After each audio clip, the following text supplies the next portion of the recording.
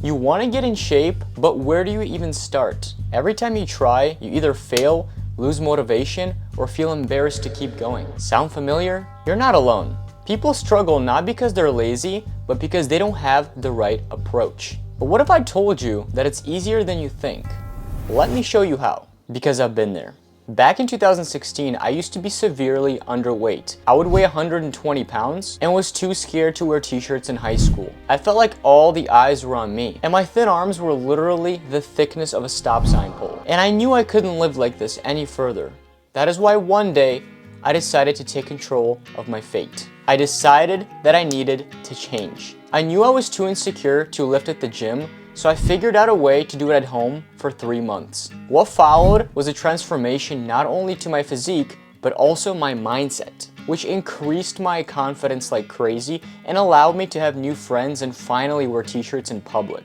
Fast forward to today, I have compiled a 3-pillar system that is going to help you get in shape at home without needing to go to the gym or have equipment. And make sure you stick around to the end of the video because I'm going to be revealing a bonus component that will make or break your results. Starting with the first pillar, because if you do not have this pillar in check, you will stay the same. And that pillar is exercise. But there's a problem.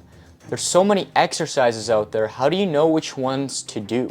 Realizing this, I'm going to show you exactly what worked for me so you can decide whether you want to do them or not. Starting with the push exercises, which cause you to push your body away from an object or a surface. I love the push-ups because they personally develop the chest and the triceps extremely well. My favorite variations, however, are incline push-ups for the upper chest, pike push-ups for the shoulders, and diamond push-ups for tricep emphasis. Fun fact, the long head of the tricep is actually comprised 2/3 of your arm size.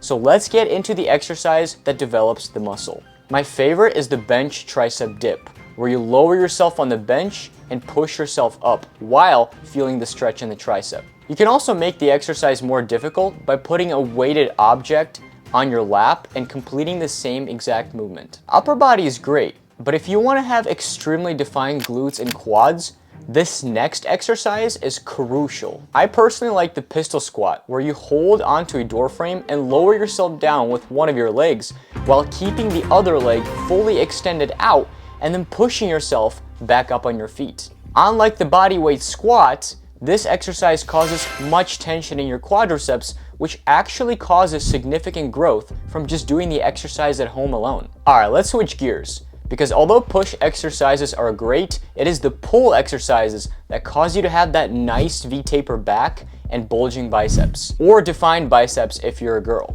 So pull exercises are simply exercises where you'll use your body to pull yourself to an object or a surface. If you have a desk at home, you are going to absolutely love this exercise because it allows you to hit your biceps and back simultaneously. What I'm referring to is the desk rows. Simply placing your hands on the desk and pulling yourself up from under the desk engages your lats as well as 2 heads of the bicep. Just make sure you hold on, because if you let go, it's game over. If you want more arm emphasis so you can look good in t-shirts, this next exercise is going to be just the right fit for you. For this, I recommend the backpack weighted curl. Now I know I said there is going to be no gym equipment in this video, but because you can easily find a backpack laying around at home and load it with some textbooks, it's a lot easier to perform and is very accessible. With a great back and arms, a strong core should follow. So here are my 2 favorite and crucial ab exercises that are the only exercises you are going to need to have an impressive midsection. The V-ups and the leg raises. With the V-ups, lay on the floor or bench and simply get your feet and your legs closer together in the form of a V shape as shown in the video above. Now this engages both upper and the lower abs, and if you want to finish off the lower abs because they get neglected, you can utilize the leg raises to further target the lower abs to give you that overall developed look. Now that you finally have all the exercises you need to succeed at home, we are not going to get anywhere without the second pillar, because this second pillar is extremely important. The second pillar I am referring to is nutrition. The problem with most people is not that they eat unhealthy food, but it's that they mess up their ratio. Let me explain. Eating a pizza is not inherently bad, but eating too much of it is. Therefore, it matters less about what you eat to see fat loss or weight gain. However, how you feel heavily depends on the quality of food that you eat. This is why eating whole foods is always going to be king. Plus, you can always track your whole foods intake depending on whether you want to bulk or cut, while still feeling good in the process. For example, if you want to gain weight, add 500 calories on top of what you already eat. And if you want to lose weight, subtract 500 calories from what you already eat.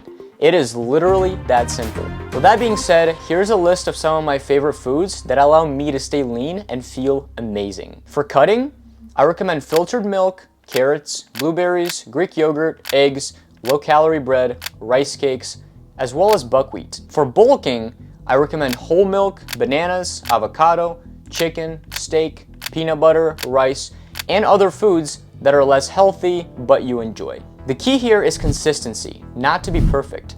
So if eating pizza every single Sunday keeps you on track instead of eating only whole foods all the time, then by all means do so. And remember to eat 1 gram of protein per your pound of body weight to ensure that your body is cultivating enough building blocks in order to rebuild the muscle. We have come far, but without this last pillar mastered, you are not going to stick to your nutrition or your workouts. By the way, this is why the bonus component at the end of the video that I'm going to reveal is extremely important. The last pillar is mindset. Let me ask you this. How often have you felt temptations and lack of motivation in your fitness journey or your life? Me, I certainly have. There have been days where the food that I know is bad for me felt so enticing and I would keep caving in and then feeling bad about myself. As well as there's always days where I don't always want to go to the gym and instead think to myself, I can always go tomorrow, and just end up not going. But those very days are the days that we need to push through and do the thing that we don't want to do because it builds a habit. If you ever allow yourself to slack 2 days in a row,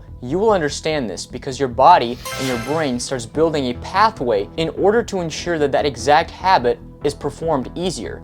And this is due to the basic principles of human survival. If your body deems that this way of getting what it wants is essentially promoting survival, it is going to take the path of least resistance. So what do?